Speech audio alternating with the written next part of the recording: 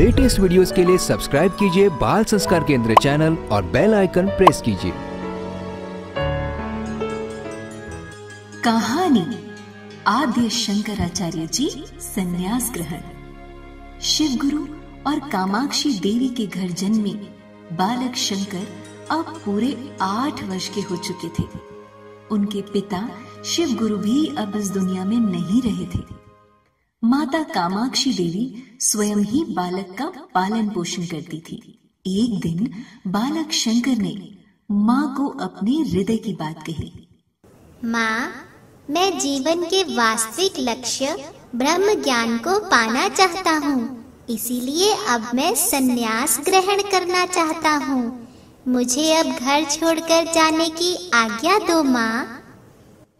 8 वर्ष के बालक के मुंह से इस प्रकार की बात सुनकर माता को स्मरण हो आया।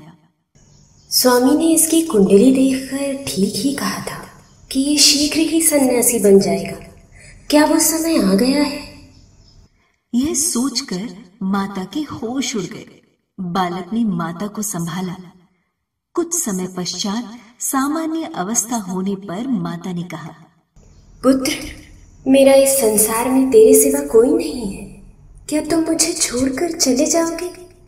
मैं तुम्हें सन्यास की आज्ञा नहीं दे सकती। बालक शंकर की किसी बात को माता सुनने के लिए तैयार नहीं थी, जबकि महात्मा के कहे अनुसार माता की आज्ञा के बिना सन्यास लेने की अनुमति नहीं थी। बालक शंकर कुछ दिन के लिए फिर घर पर ही रह गए। अड़ोस पड़ोस के लोग शंकर की माता को सलाह देने लग गए। इसका विवाह कर दो, नहीं तो यह घर छोड़कर चला जाएगा। शंकर की विद्वता के कारण उसकी माता के पास विवाह के कई प्रस्ताव आने लगे, लेकिन होनी को कुछ और ही मंजूर था।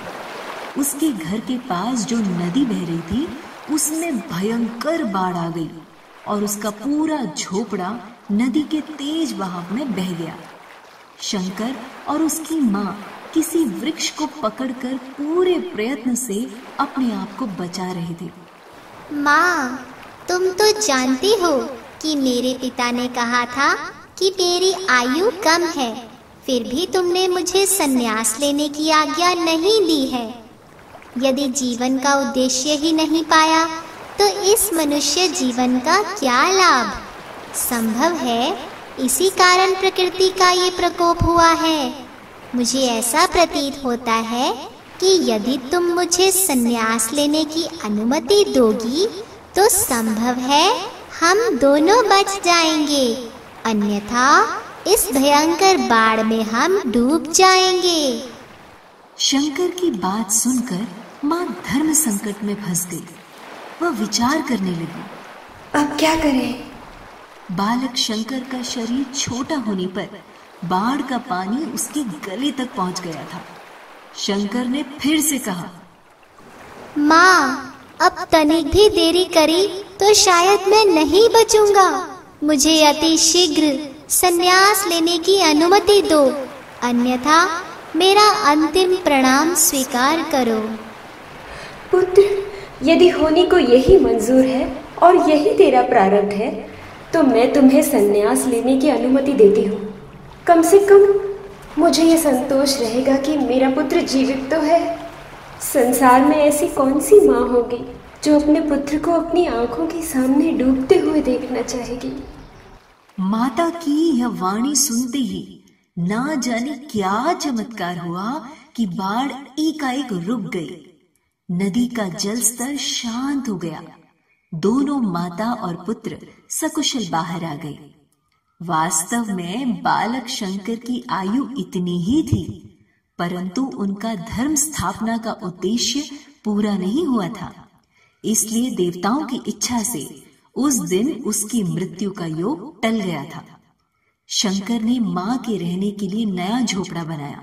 फिर माँ को कहा, माँ, अब मैं अपने उद्देश्य की प्राप्ति के लिए घर छोड़कर जा रहा हूँ, मुझे आज्ञा दो। पुत्र, यदि मुझे कुछ हो गया तो तुम्हें पता ही नहीं चलेगा।